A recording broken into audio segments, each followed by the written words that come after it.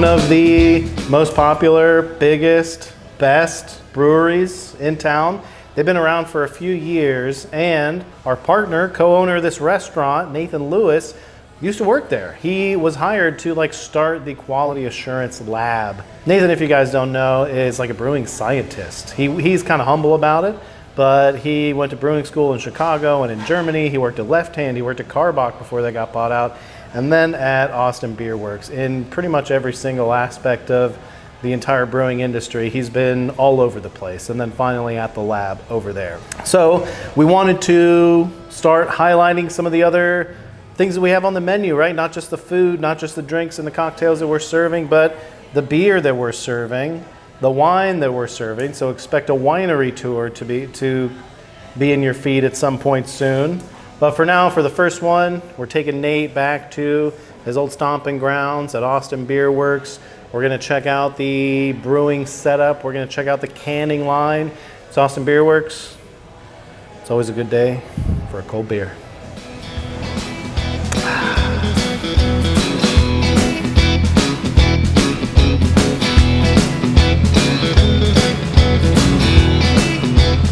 All right, well, we're here at Austin Beerworks with Josie, the lead brewer, and she's going to tell us about what's going on here. I think we're mashing in, and you just want to tell us a little bit about the hot side process? Sure. Today we're making a little bit of Fire Eagle, our American IPA. We're currently mashing in, which is a process involving mixing up barley with hot water to encourage activity at a microbial level that will allow sugars to go into the water that we can later ferment and make taste all good and stuff. And then there's grain coming in right here and getting hydrated. So that's your initial mix of the grain and the hot water so that it gets a nice homogeneous mix inside. And then after a bit, it'll all kind of mix together in here. We got rakes going to help create a nice homogeneous mixture. We're doing this at a very specific temperature to target specific sugars, and we're also trying to control for pH as well as salt levels in order to get the color and the amount of sugar that we're looking for from this batch. And then eventually it'll end up getting loudered over to the kettle behind you. That's currently boiling. Boiling is where we add all of our hops. You're boiling for a certain amount of time to get it pasteurized, and you are reducing the amount of water in there to hit a specific gravity target. So I'm about to add my salts over here in the mash. This is calcium chloride and gypsum. Each one plays a different role. One makes for harder water, one makes for softer water, and in combination they create a kind of balance of the two. But adjusting your salt profile will make a beer taste maltier or make it hoppier. And in the case of Fire Eagle, we kind of want to accentuate both. This brew house originally belonged to Odell. It's 30 years old. It's a 60-barrel brew house that we purchased, I have no idea how long ago, but when was that? You probably know. I do, but I'm terrible with time is an illusion to me, and I want to say it was right when I started here, so that would have been like 2015, I think? Yeah, it was about the same time that they expanded onto this side, right? Yeah, exactly. Yeah, the old 30-barrel brew house stayed over there, and then this is what they bought for side 2. Ran simultaneous for a little while, and then eventually full time over here. Man, that old system was something else. I don't know if you ever came through. No, I never got to see it. Very an ancient. What was the name of the Specific Mechanical? I think was the manufacturer. Yeah. And there was a little bit of a Frankenbrew situation going on, but only with the power and minds of Adam DeBauer and Will and everybody, piecing that together and making it hum. Yeah. And Will always tells me about when they first bought this brew house, there was a lot more automatic pneumatic valves that he sort of ripped out to make it all manual, especially downstairs. I think which requires us to do a lot of running up and down stairs now. But I think from Will's perspective, he wants us to understand where things are happening and not just kind of rely on switches and stuff. And I think Odell kind of had Frankensteined that anyway, right? This was probably OG, but they probably just kind of kept expanding and adding to it. So he and Adam have done so much to, I mean, they basically built all of this. Right. Not a lot of third-party contractors coming in. It's a lot of like, well, we need it, so I guess we're gonna figure it out. Things that would intimidate the hell out of me. They're just like, yeah, we got it, no problem. Like on the side of the whirlpool here on the front, there's 3 letters DFO that stand for Doug Odell. It's on the mash tun. It's right here. It's on the mash tun. Yeah, there it is. That's what DFO stands for, Doug Odell. The whirlpool was an add-on, as was the hop back. What happens in the whirlpool? The whirlpool is after boil, the wort gets transferred over, it gets cooled down a little bit. We'll add more hops at that point. You can add hops in the whirlpool that'll give you more flavor without giving you a whole lot of bitterness. And so it'll kind of get in there. The centrifugal force will help some of the solids collect at the bottom. It's called trube, this nice little trube pile. And then you can send a much cleaner pre-beer, some wort, into the fermenter where it'll rest and ferment over a couple of weeks. This guy right here, actually Odell's like very much known for their fresh hop beers. Or whole cone hop, I should say, not necessarily fresh hop. Right. And so this guy right here, you can pack that thing with whole cone hops and then send your wort at whatever temperature you decide through the hop back, and it'll come through these whole cone hops at the very end and impart this really, really nice hoppiness to it at the end. And those aren't super common, so it's pretty cool that they have one. So every year at Austin Beerworks, during the hop harvest, they'll bring in fresh hops. They get overnighted. It's crazy, quite literally overnighted, and like they're like the representatives from the company have to be here to like meet the product and everything. And it's a involved collab kind of process day. They come off the plane, they're driven here. Everyone's like chaotically bringing them in, timing the mash in so that it lands at like instantly lines up with when the fresh hops are here. Fresh hops get added. Anyways, that's a cool time of year. Yeah. Usually when we're adding hops into a beer, they're in these pellet forms, and even if they aren't some of the more processed pellets, they're still in some kind of processed form that you can use, years down the line. They're much more shelf stable. The fresh hops really have a shelf life of like weeks, maybe, if that. Like, so it's a lot of like, they're off the farm, they're put into boxes and they're shipped right away and used like that same day pretty much. So it's a really cool process that we get to be a part of because we have the ability to do it. So after you get through all of the steps that Josie just explained to us, everything will get cooled down. This is actually what's called the heat exchanger. Wort will come through this contraption here, get cooled down to cool temperatures that yeast like, 68 degrees Fahrenheit for an ale and 50 degrees Fahrenheit for a lager. And different yeasts like different temperatures, so there's variation on that, but then it'll get cooled down to whatever temperature you want it at. It'll come through this pipe. This is a oxygen inlet here. And you'll add oxygen to the wort and it'll bubble through this here, and you can kind of judge how much oxygen is getting delivered just by the stream that you'll see through this sight glass. Yeast need oxygen in the early stages of fermentation, and that's why you do that. And then it'll come through all this pipe work, and if you look up you can see that there's pipe work running every which direction for a million different sources of steam and product and glycol and stuff. So this is everything above us here is how everything gets moved throughout the brewery.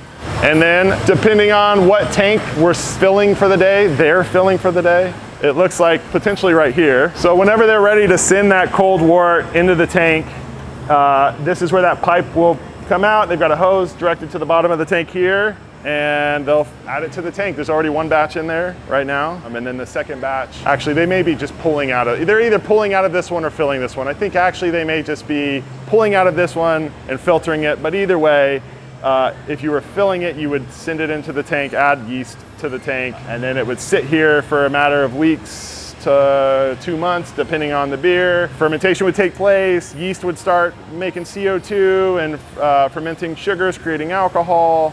So then you'll see some CO2 kind of blowing off. CO2 will off gas. You always have to make sure these valves are open so you don't have pressure building up in the tank. And then after fermentation, it'll get cooled down and chilled so that you promote clarification. All of the sediment will settle down to the bottom. You'll pull that off and just dump it down the drain. And then the rest of it you'll send through the centrifuge. Right now we're in the original Austin Beerworks brewery. where the very first brews were brewed, kind of a cool space over here. And it'll get sent through the centrifuge, which is just right down this way.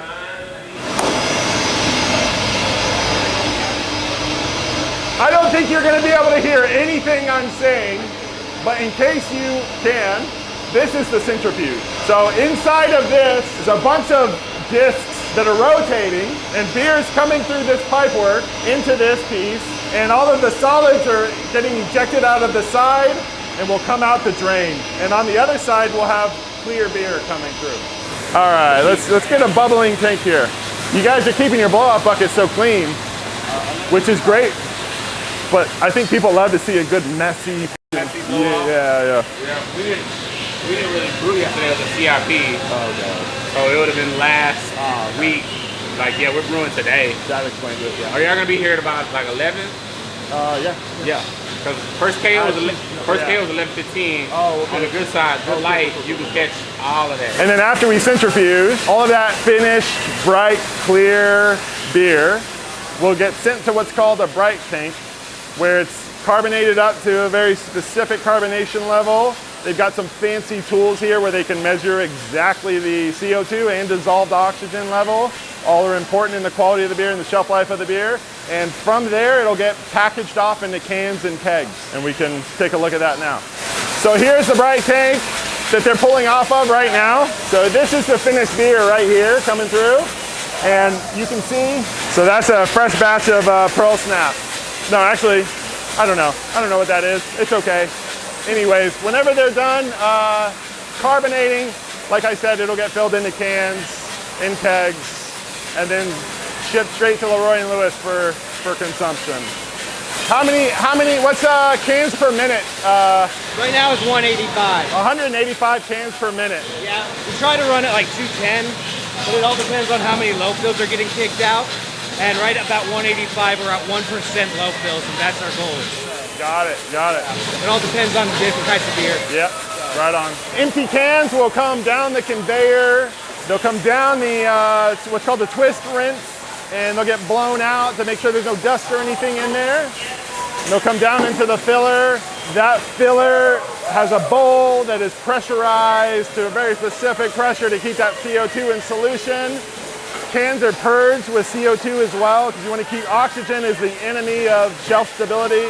And so you want to keep oxygen out. So cans are purged with CO2 and then filled up very gently but quickly with beer.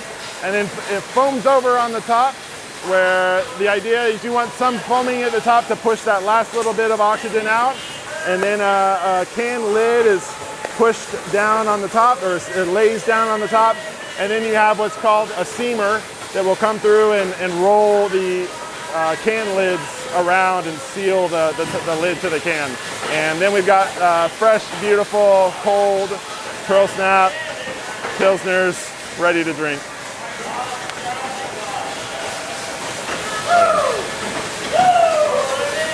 So this is the barrel aging cellar. This is something that they were very excited about doing when they built this space.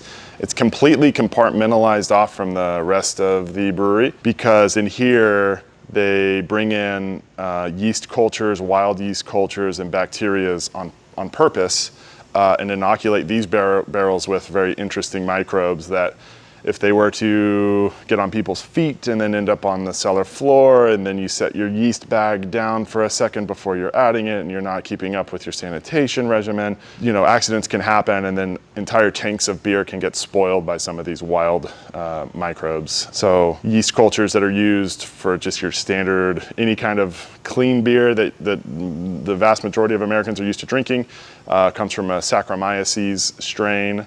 And in here, they'll experiment with, completely other families of yeast, like Brettanomyces, which give very farmhousey, barnyardy kind of interesting, funky aromas. That's not necessarily all that's going on in here, but there's a lot of that going on, and that's why it's kind of quarantined off. But they've got all sorts of barrels in here, from gin to whiskey and everything in between, tequila. And so they'll age all sorts of typically stronger, higher alcohol beers that can kind of hold up to aging and some oxidation that occurs through just sitting in these kegs or in these barrels. But then on the other end of it, you end up with these either bourbon barrel aged stouts or you know, gin, saisons or whatever. I mean, there's a lot of creativity that goes on in here, and it's all an art and a science, and it all operates on that kind of continuum. But with barrel aging, I think it kind of skews a little bit more towards the art than the science. These will get aged for at least a year, I would think, depending, and then we'll get bottled off in typically large format glass bottles for special release. Throughout the entire process, from wort production on the brew deck to fermentation in these vessels here, to filtration, carbonation, packaging, and even after the beer is packaged, the quality control department will keep an eye on certain metrics throughout the whole thing to gauge whether a beer is progressing like it should, and in the end is true to style, true to brand, and that the shelf life is what they need it to be sold and sit on shelves and enjoyed. So, and that all happens right up here in the quality lab. When I worked here, I helped them kind of get this operation off the ground, and this is where I spent most of my time in here. So on a daily basis, they'll pull samples from throughout the brewery. They'll monitor the concentration of the fermenting wort as it becomes green beer, what's called green beer in the early phases of fermentation, and through finished beer. And so they'll monitor the concentration of sugars left in the wort, and they will monitor pH to kind of monitor the health of the fermentation. So you've got your pH meter where they'll monitor pH. There's fancy tools still in the same drawer where they'll use this machine here to monitor the density. It'll all get filtered with these filter funnels and stuff, but there's all sorts of gadgets and gizmos in here.